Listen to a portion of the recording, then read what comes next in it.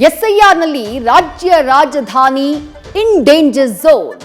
25 ವಿಧಾನಸಭಾ ಕ್ಷೇತ್ರಗಳಲ್ಲಿ ಡಿಲೀಟ್ ಆಗಿರೋರು ಎಷ್ಟು ಮಂದಿ? ಚುನಾವಣಾ ಆಯೋಗಕ್ಕೆ ಸಾರ್ವಜನಿಕರ ಮನವಿ ಏನು? ಇದೇ ಹೊತ್ತಿನ ವಿಶೇಷ ವೋಟರ್ಸ್ ಡಿಲೀಟ್.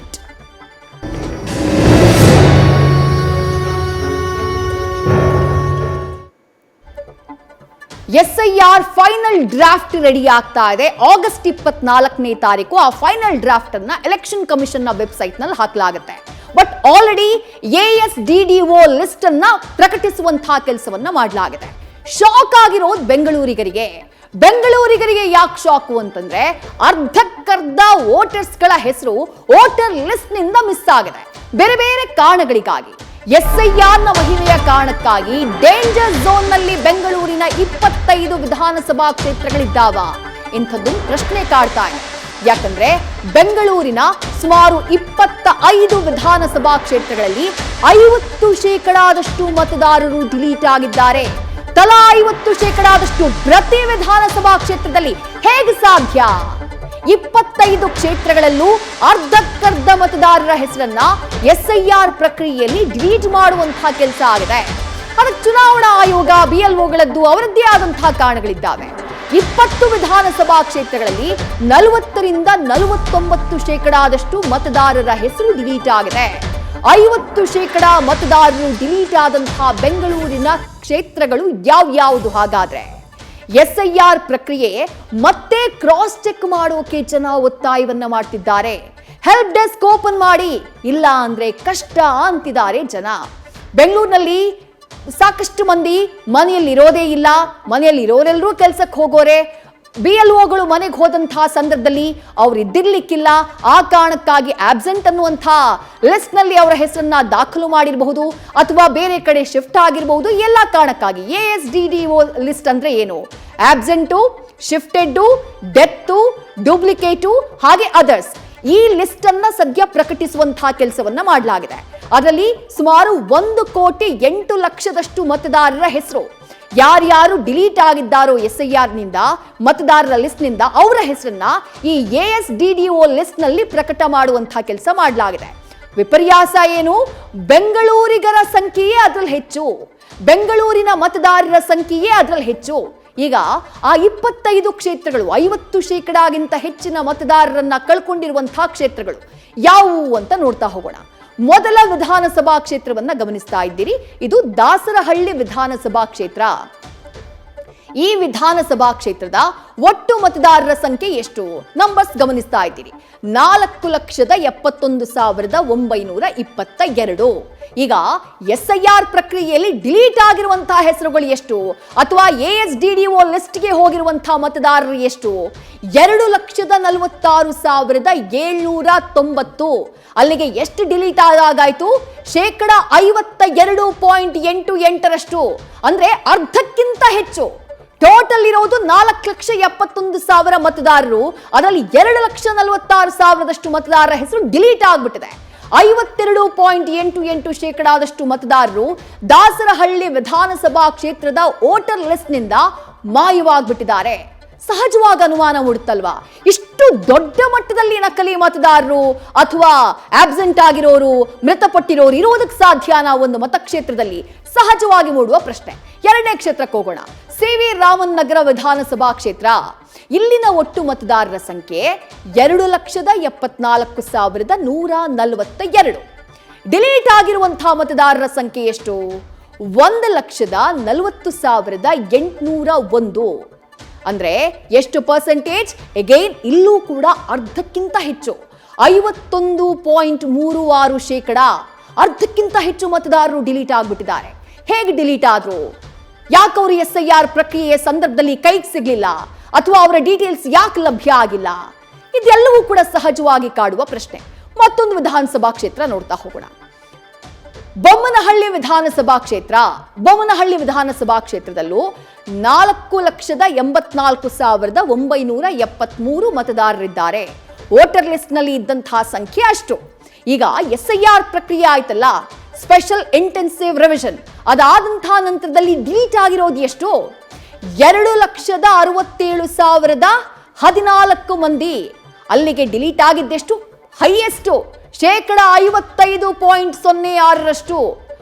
ಅರ್ಧಕ್ಕಿಂತ ಜಾಸ್ತಿ 55%. ಅಂದ್ರೆ 45% ಮಾತ್ರ ಅಸಲಿ ಮತದಾರರು ಉಳ್ಕೊಂಡಿದ್ದಾರೆ. ಅಲ್ಲಿ ಅಷ್ಟು ಮಾತ್ರ ಮತದಾರರು ಅರ್ಧಕ್ಕರ್ಧ ಡಿಲೀಟ್ ಆಗಿ ಹೋಗ್ಬಿಟ್ಟಿದೆ.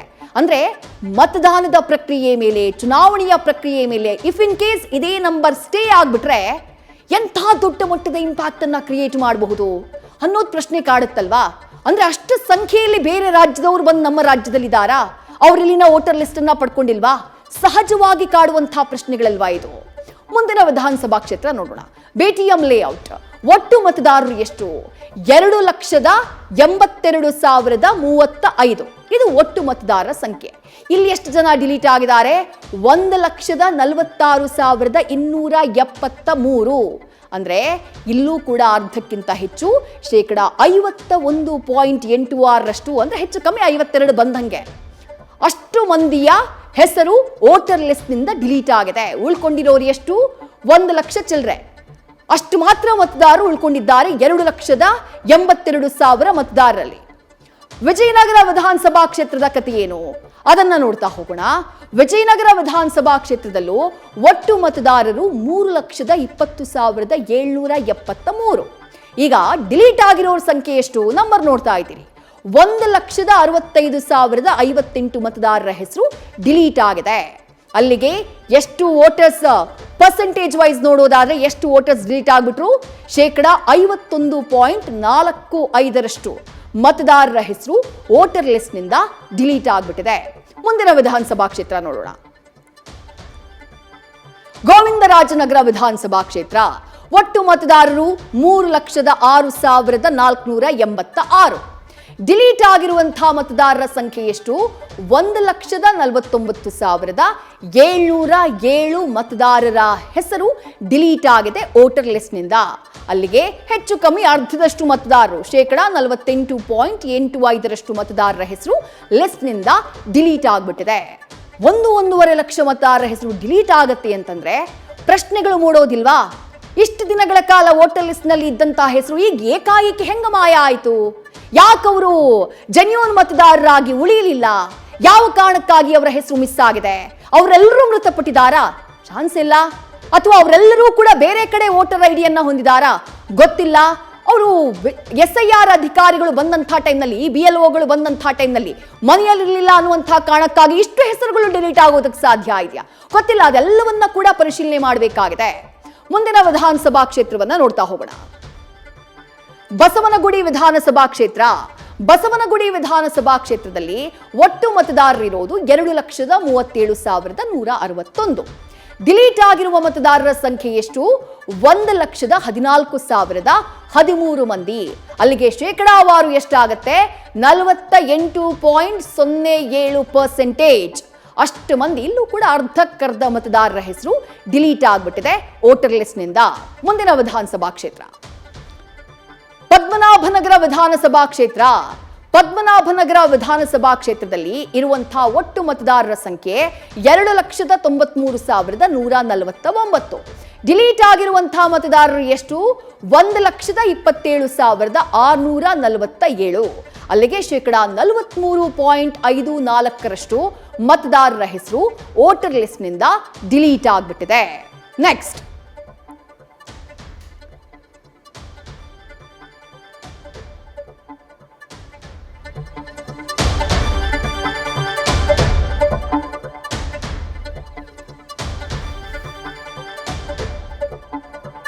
ಒಟ್ಟಾರೆಯಾಗಿ ವಿಧಾನಸಭಾ ಕ್ಷೇತ್ರಗಳು ಯಾವ್ಯಾವುದರಲ್ಲಿ ಎಷ್ಟು ಮತದಾರರು ಹೆಸರು ಡಿಲೀಟ್ ಆಗಿದೆ ಅನ್ನೋದನ್ನ ಗಮನಿಸಿದ್ರಿ. ಈಗ ಯಾರ್ಯಾರ ಕ್ಷೇತ್ರಗಳು ಅನ್ನೋದನ್ನ ನೋಡ್ತಾ ಹೋಗೋಣ. ನಾನಾಗ್ಲೇ ಹೇಳಿದೆ 50% ಹೆಚ್ಚು ಮತದಾರರ ಹೆಸರು ಡಿಲೀಟ್ ಆಗಿರುವಂತಹ ಕ್ಷೇತ್ರಗಳನ್ನ ನಾವು ಗಮನಿಸಿದ್ವಿ. ಅದರಲ್ಲಿ ಒಂದು BTM ಲೇಔಟ್, ರಾಮಲಿಂಗಾರೆಡ್ಡಿಯವರು ಪ್ರತಿನಿಧಿಸುವಂತಹ ಕ್ಷೇತ್ರ, ಸಚಿವ ರಾಮಲಿಂಗಾರೆಡ್ಡಿ ಅವರ ಕ್ಷೇತ್ರ. ಮತ್ತೊಂದು ಕಡೆ ಬೊಮ್ಮನಹಳ್ಳಿ, ಸತೀಶ್ ರೆಡ್ಡಿ ಅವರು ಪ್ರತಿನಿಧಿಸುವಂತಹ ಕ್ಷೇತ್ರ. ಹಾಗೆಯೇ ಮುನಿರಾಜು ಅವರ ಕ್ಷೇತ್ರದಲ್ಲೂ ಕೂಡ ಅದೇ ಕತೆ. ಮತ್ತೊಂದು ಕಡೆ ಕೃಷ್ಣಪ್ಪ ಅವರ ವಿಜಯನಗರ ಕ್ಷೇತ್ರದಲ್ಲೂ ಕೂಡ 50%ಗಿಂತ ಹೆಚ್ಚಿನ ಮತದಾರರು ಡಿಲೀಟ್ ಆಗಿದ್ದಾರೆ.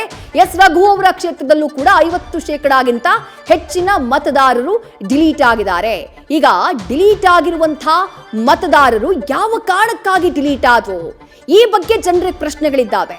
ಕೆಲವರು ಆಲ್ರೆಡಿ ಆತಂಕಕ್ಕೊಳಗಾಗಿದ್ದಾರೆ. ಯಾಕಂದ್ರೆ ಸರ್ಕಾರ ಗ್ಯಾರಂಟಿ ವಿಚಾರದಲ್ಲಿ ಒಂದು ಕ್ಲಾರಿಟಿಯನ್ನ ಕೊಟ್ಟಿದೆ. ನಿಮ್ಮ ಹತ್ರ ವೋಟರ್ ID ಇರಬೇಕು, ನೀವು ಈ ರಾಜ್ಯದವರಾಗಿರ್ಬೇಕು, ಆಗ ಮಾತ್ರ ಈ ರಾಜ್ಯದ ಮತದಾರರು ನೀವಾಗಿದ್ರೆ ಮಾತ್ರ ಗ್ಯಾರಂಟಿಯ ಫಲಾನುಭವಿಗಳಾಗೋದಕ್ಕೆ ನೀವು ಅರ್ಹರಾಗಿರ್ತೀರಿ ಅಂತ ಹೇಳಿ ಗೃಹ ಜ್ಯೋತಿ ವಿಚಾರದಲ್ಲಿ ಅದನ್ನ ಲಾಗು ಮಾಡುವಂತಹ ಕೆಲಸವನ್ನ ಸರ್ಕಾರ ಮಾಡ್ತು. ಯಾರ ಹತ್ರ ವೋಟರ್ ID ಇಲ್ವೋ ಅವ್ರಿಗೆಲ್ಲ ಫುಲ್ ಬಿಲ್ ಬರ್ತಾ ಇದೆ. ಅಂದ್ರೆ ಗೃಹ ಜ್ಯೋತಿಯ ರಿಯಾಯಿತಿ ಏನಿದೆ ಅಥವಾ ಝೀರೋ ಬಿಲ್ ಬರುವಂತದ್ದು ಏನಿದೆ ಅದು ಬಹಳ ಜನರಿಗೆ ಮಿಸ್ ಆಗಿದೆ.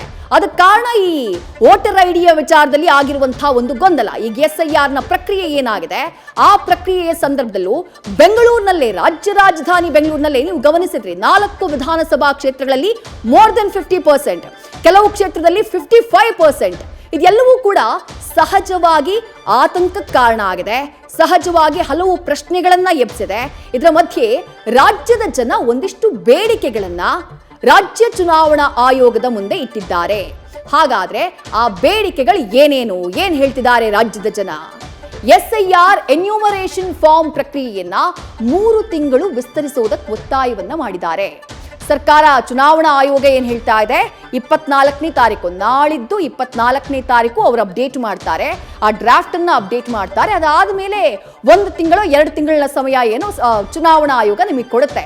ಅಂದ್ರೆ ನಿಮ್ಮ ಪ್ರಶ್ನೆಗಳು ಏನಾದ್ರೂ ಇದ್ರೆ ಅಥವಾ ನಿಮ್ಮ ಹೆಸರು ಮಿಸ್ ಆಗಿದ್ರೆ ಅದೆಲ್ಲ ಆಡ್ ಆನ್ ಮಾಡೋದಕ್ಕೆ ಅದಕ್ಕೆಲ್ಲ ಅವಕಾಶ ಖಂಡಿತವಾಗ್ಲೂ ಇದೆ. ಬಟ್ 2 ತಿಂಗಳೇನೋ ಬಹುಶಃ ಸರ್ಕಾರ ಸಮಯ ಕೊಡ್ತಾ ಇರೋದು, 2 ತಿಂಗಳು 1.5 ತಿಂಗಳು ಏನೋ.